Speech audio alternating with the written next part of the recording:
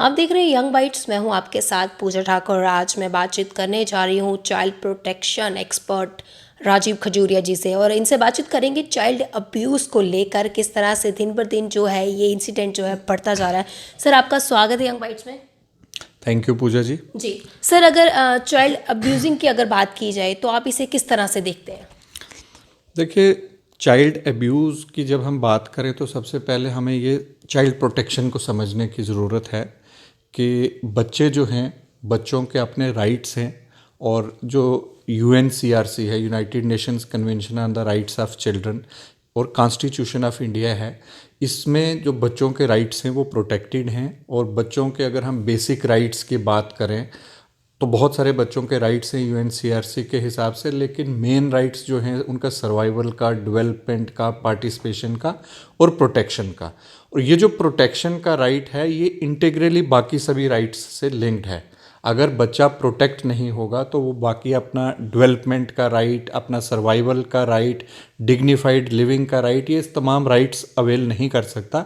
तो इसलिए ये जो अब्यूज़ की कैटेगरी है, बेसिकली जो बच्चे अब्यूज़ होते हैं, इनको हम जुवेनाइल जस्टिस की अगर डेफिनेशन से बात करें तो इनको हम कहते हैं children in need of care and protection. और जो दूसरे बच्चे होते हैं उनको हम कहते हैं children in conflict with law, child in conflict with law. और जुवेनाइल जस्टिस एक्ट जो है, पहले हमारे जम्मू कश्मीर में 2013 एक्ट था।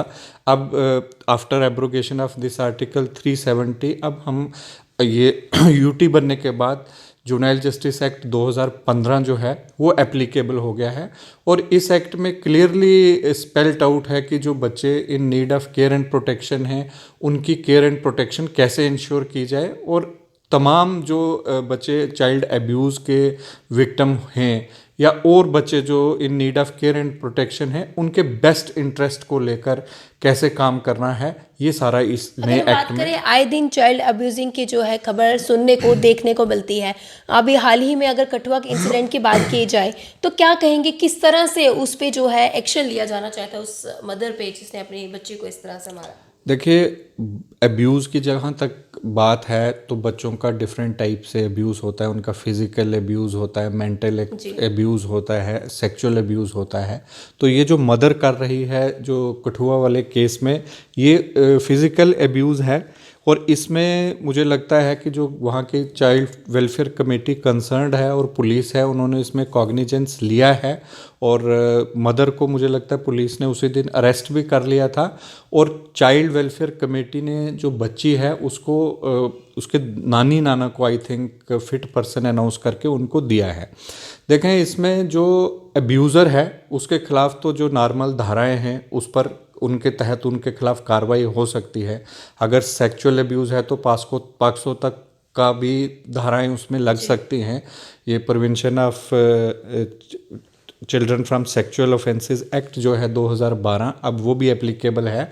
तो बच्चे की जहाँ तक रिहेबिलिटेशन की बात है, तो अगर ऐसा कोई बच्चा जिसके साथ अब्यूज़ किया गया है तो उसको पुलिस को या चाइल्ड लाइन हो जो भी स्टेक होल्डर हैं उनको CWC के पास लाना होता है। और फिर CWC डिसाइड करती है कि उसके बेस्ट इंटरेस्ट में क्या करना है। जी, गवर्नमेंट द्वारा ऐसे कौन से स्ट्रिक्ट एक्शन लिए जाते हैं ताकि जो पेरेंट या कोई भी जो अब्यूज़ कर रहा है वो दोबारा वैसा कुछ ना करे? देखें, इसमें तो गवर्नमेंट द्वारा अगर एक्शंस की बात करें तो जुवेनाइल जस्टिस एक्ट में जो बच्चों के राइट्स हैं उनको बिल्कुल पूरी तरीके से बताया गया है।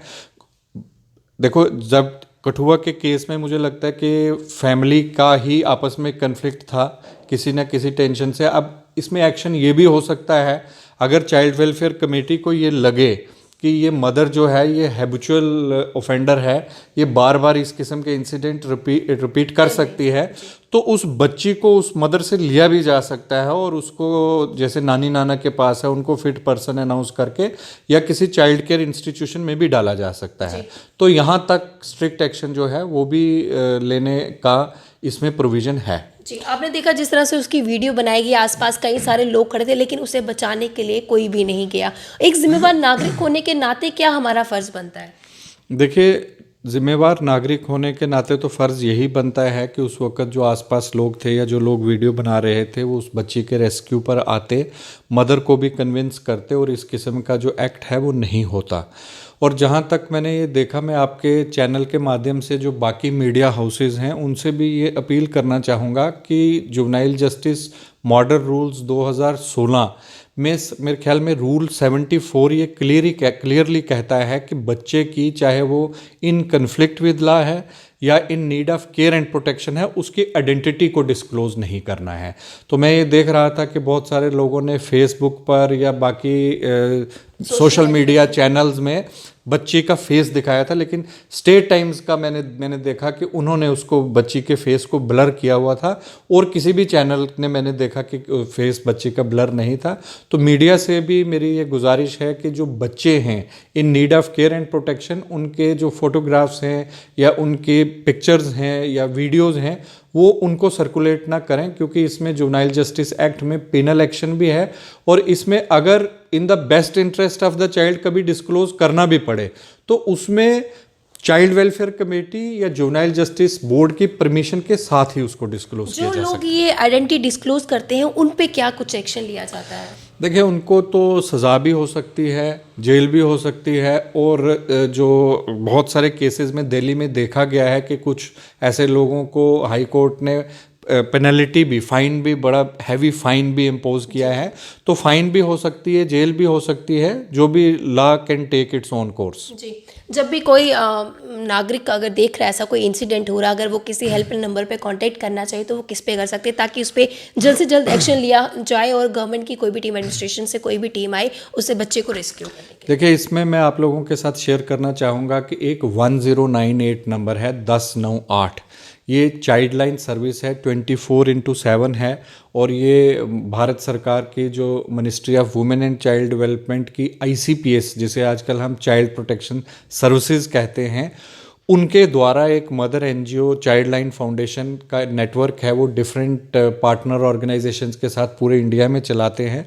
तो मेरी ये अपील है कि अगर कोई भी केस चाइल्ड अब्यूज़ का या और किसी किस्म का ऐसा बच्चा जो in need of care and protection है, अगर आपको कभी मिलता है, किसी ने अपने घर में छोटा बच्चा काम करने के लिए रखा है, कहीं ढाबे पे है, या कोई बच्चे की पिटाई कर रहा है, तो इस किस्म का कोई भी केस अगर मिले तो उसमें आप 1098 जो नंबर है इसमें इसको डायल कर सकते हैं।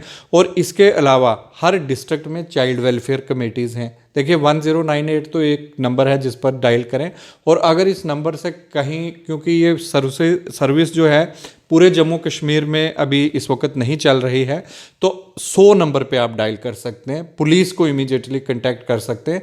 पुलिस उस बच्चे के रेस्क्यू पर आएगी और उसको, जहाँ पर चाइल्ड लाइन सर्विसेज नहीं है तो उनको CWC के पास ले जाया जा सकता है, और फिर CWC उस बच्चे के वेलफेयर के लिए ऑर्डर कर सकती है, जो भी ज़रूरी कदम है उसके रिहेबिलिटेशन के लिए वो ले सकती है। जी, thank you so much sir हमें सारी जानकारी देने के लिए। Thank you, so nice sir. तो जिस तरह से आज हमने बात की चाइल्ड अब्यूज़ को लेकर, और इनका भी कहना है कि एक जिम्मेवार नागरिक होने के नाते हमें फ़ौरन पुलिस को या 1098 पे कांटेक्ट करना चाहिए बिना उस बच्चे की आइडेंटिटी डिस्क्लोज किए।